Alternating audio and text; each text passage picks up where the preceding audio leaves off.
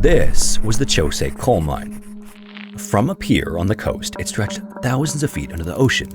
And like many of these mines, the conditions inside were horrific. The tunnels were dark, water seeped in, and the men could literally hear boats in the ocean above them. But even beyond just the conditions, maybe the most disturbing part was that many of the men who went in day after day were not there voluntarily. This is the story of the Chosei Coal Slaves, and as always, viewer discretion is advised.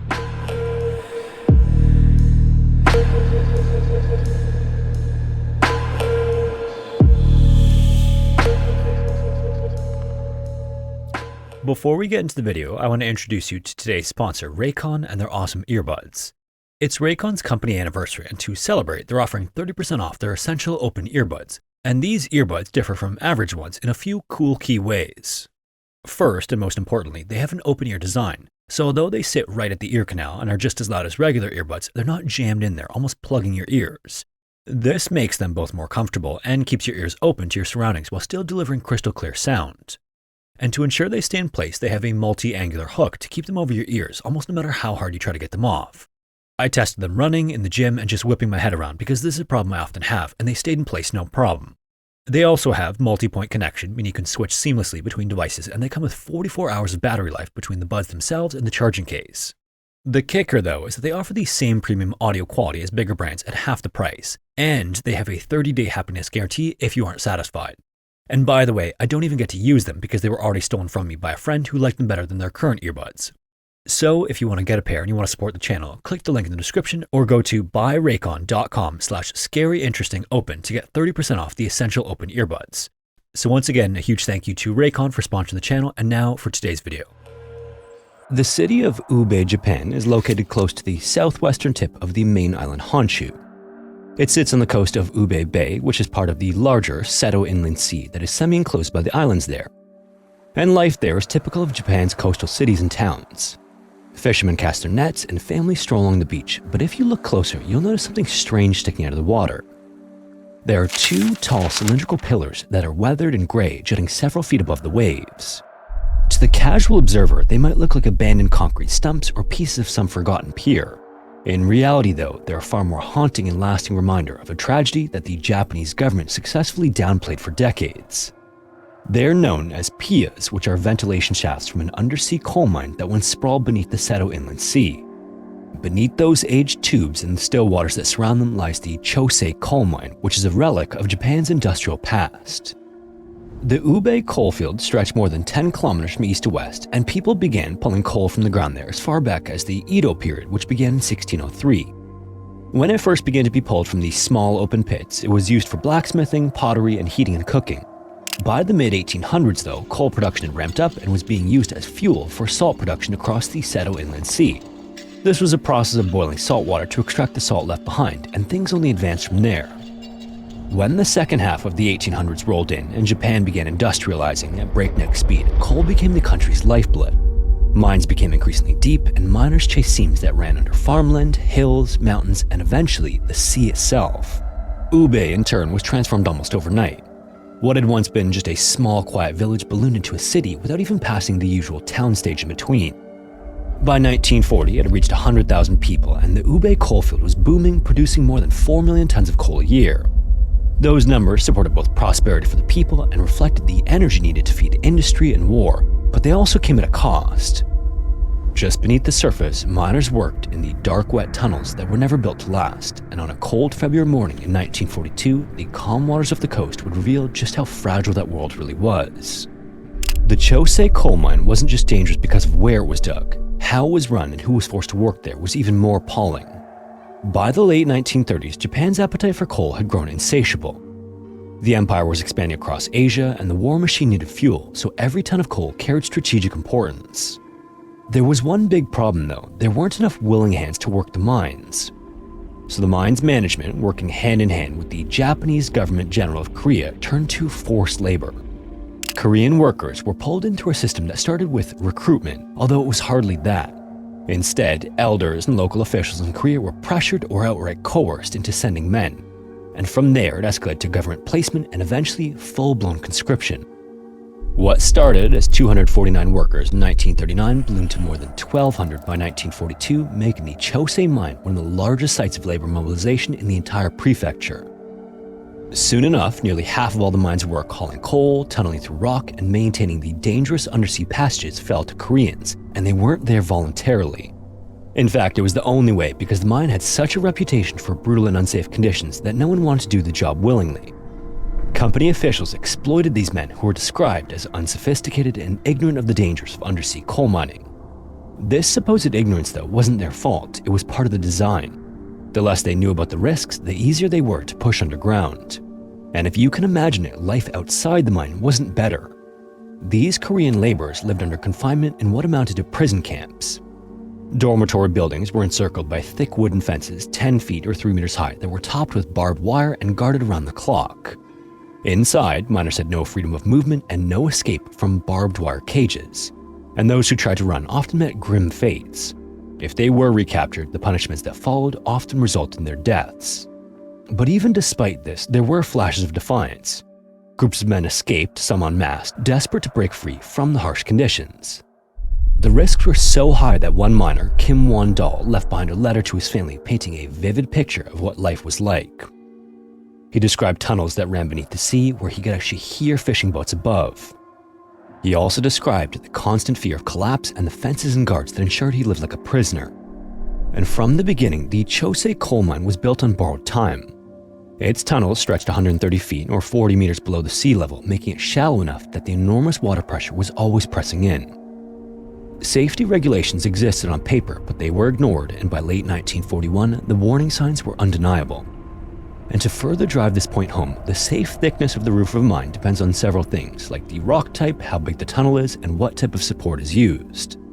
In some areas, the roof was as thin as 20 to 30 meters. Geologists have since determined that based on the area it was built, anything less than 60 meters would be high risk, so literally triple its thickness. On November 30th, just days before Japan launched its attack on Pearl Harbor, a serious water leak opened inside the mine. Miners patched it up as best they could, but the water kept seeping back in, and over the next 3 months, more leaks followed. Pumps worked constantly to keep the water at bay, but the tunnels groaned under the strain. The men underground even knew what was coming. Some later testified they could hear the sea pressing above their heads, dripping through cracks in the rock, and feeling like it was going to burst at any moment. And management even knew too, but instead of pulling the workers out or shutting down operations, they doubled down. When a tunnel began to give way, the company ordered massive pine beams to be shoved into the openings, essentially plugging leaks with wood and praying the ocean would stay out. It obviously didn't, but the coal quotas had to be met and the empire's demand for fuel was relentless. So to call what happened next an accident would be generous. By every measure, the Chosei disaster was man-made, born out of greed, neglect, and a willingness to treat human lives as disposable. The warnings had been there for months, and on February 3rd, 1942, the sea finally forced its way in. The shift that morning began like any other as men filed into the tunnels. Coal carts rattled along their tracks and pumps groaned as they forced seawater out of the shafts. The work that day, however, wasn't ordinary. Management had decided that day would be for an especially heavy haul. More coal than usual was set to be mined, and to make that happen, workers had to be ordered to remove some of the supports that braced the ceiling. It's hard to fathom how this was allowed to happen, and it ended up being a gamble that left the fragile mine even more vulnerable. At first light, the leak started to worsen. Around 6 a.m., water seeped through the rock in greater volumes than usual. Then by 9:30, the ocean could no longer be held back. One of the main tunnels, a little more than half a mile or 1 kilometer from the mine's entrance, gave way with catastrophic force. The ceiling collapsed and the walls split, allowing seawater to come roaring in. Chaos then erupted and more than 200 miners were trapped underground as the water surged through the shafts. Driftwood and debris blocked escape routes and seawater rose too quickly to outrun. Those ahead in the tunnels scrambled over beams and ropes while those behind were crushed in the rush of bodies. Men clawed their way forward, trampling one another even as the water swallowed them. According to one survivor, the main tunnel was basically overflowing with men trying to find a way back out of the mine. Some tried to climb onto the logs while others were pushed back toward the water. A handful of men managed to grab ropes or scramble into higher side tunnels and survive, but for the vast majority, there was no escape. By the time the floodwater settled, 183 workers were dead, entombed beneath the Seto Inland Sea. And maybe most shockingly, the next morning, the company sealed the mine entrance with pine and concrete. No rescue attempt was made at all. This was partly due to the fact that the scale of the disaster made it impossible to mount a rescue, but also due to the reckless disregard for the workers, and maybe even more so in an attempt to preserve the remainder of the network. The strategic importance of the coal made preserving the rest of the network the top priority. But either way, the decision was final. The men trapped inside would stay there forever. To this day, the remains lie beneath the sea, sealed off in the flooded tunnels where they took their last breaths.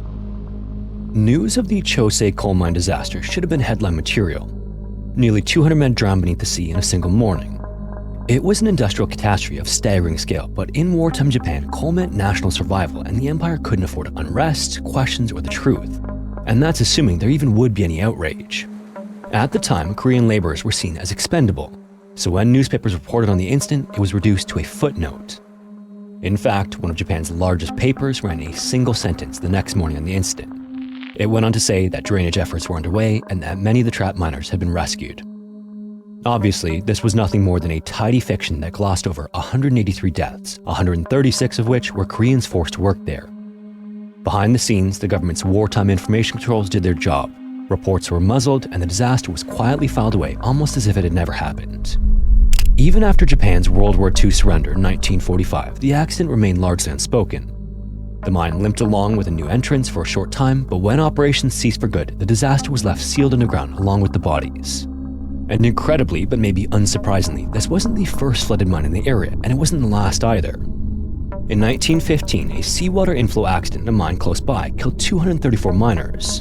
Then in 1920, another inflow accident killed 34. Then there was the Chosei disaster, which was 183.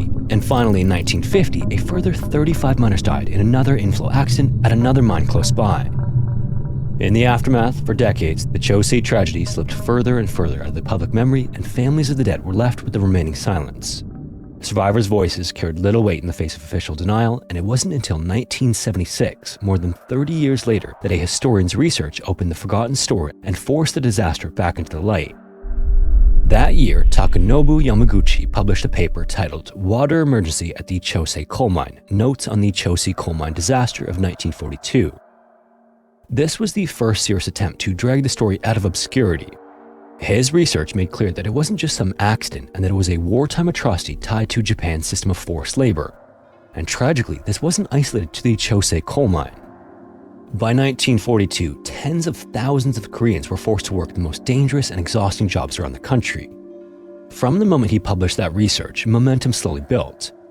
Local citizens formed the Society for Recording the Chosei Coal Mine flooding disaster, which had a simple but also daunting goal of restoring the story to public memory, honoring the victims, and connecting the families who had been left in the dark for decades. They began by sending out 118 letters to addresses in Korea linked to the dead miners.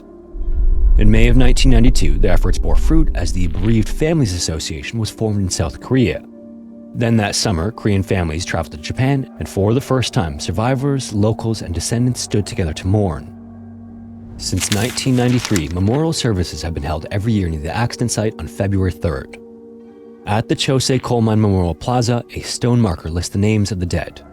The words carved into it are blunt, written in both Korean and Japanese. And in summary, the memorial condemns the use of forced labor in the mines and offers apologies from the Japanese to the Korean victims and the bereaved families. Volunteers also collected DNA samples from the descendants in both Korea and Japan, hoping that one day remains could be identified and returned home, and that work continues to this day. For decades, the mine entrance where the 183 bodies were entombed remained hidden beneath debris and pine timbers. But in late 2024, after years of lobbying by civic groups and mourning families, that began to change. Local citizens and historians finally uncovered the location of the sealed shaft. Excavators clawed through garbage and timber until finally, water spilled out of the opening as proof that the tunnels were still there. By October, divers entered the mine itself, both through the unearthed shaft and from the large ventilation tubes on the surface. As you might imagine, this was incredibly dangerous and difficult. In many cases, they were wading through sharp metal debris and timber supports in tight tunnels with minimal visibility. On October 29th, underwater explorer Yoshitaka Isagi made his way almost 187 feet or 265 meters into the shaft.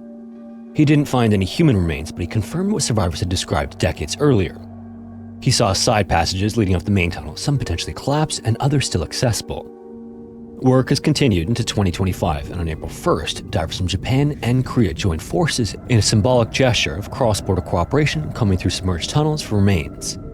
Again, this was a daunting task as the mine had been underwater for more than 80 years, littered with rotten timber supports holding up unstable walls.